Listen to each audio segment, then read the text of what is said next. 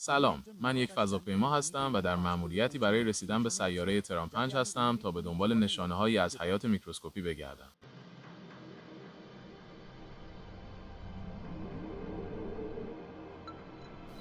اما از سیاره مبدأ من تا تران 5 راه درازی است.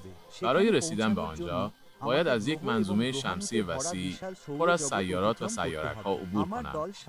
تیم من سفر مرا با دقت برنامه‌ریزی کرده است. من از جاذبه سیاراتی که در مسیرم با آنها برخورد می‌کنم استفاده خواهم کرد تا به من کمک کنند به مقصدم برسم و در مصرف سوخت زیادی صرفه‌جویی کنم. با عبور نزدیک از یک سیاره می توانم از جاذبه آن برای تغییر مدارم به دور ستاره اصلی هم استفاده کنم بدون اینکه سوخت زیادی مصرف کنم.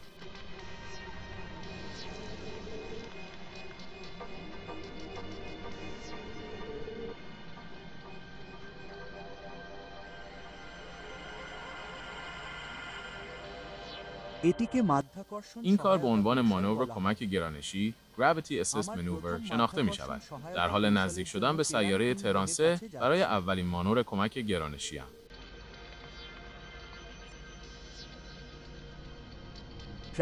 مسیر با موفقیت تنظیم شد. اولین کمک گرانشی من کامل شد.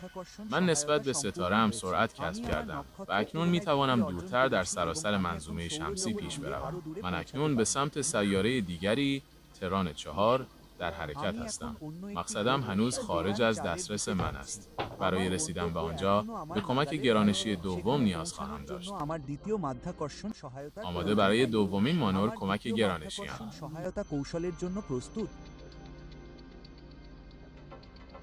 دومین و آخرین کمک گرانشی من کامل شد. تران 5 আমি এসেছি।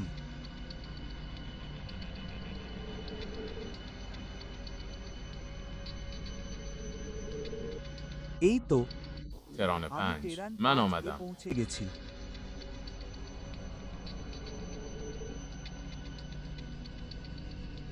اینجاست. من به تران 5 رسیدم. چه منظره زیبایی! মাধ্যাকর্ষণ শক্তির به لطف مانورهای کمک گرانشی، من توانستم خیلی دورتر در سراسر منظومه شمسی سفر کنم تا آنجایی که سوخت من به تنهایی نمیتوانست مرا ببرد و اکنون سوخت زیادی برای اکتشاف سیاره باقی مانده است.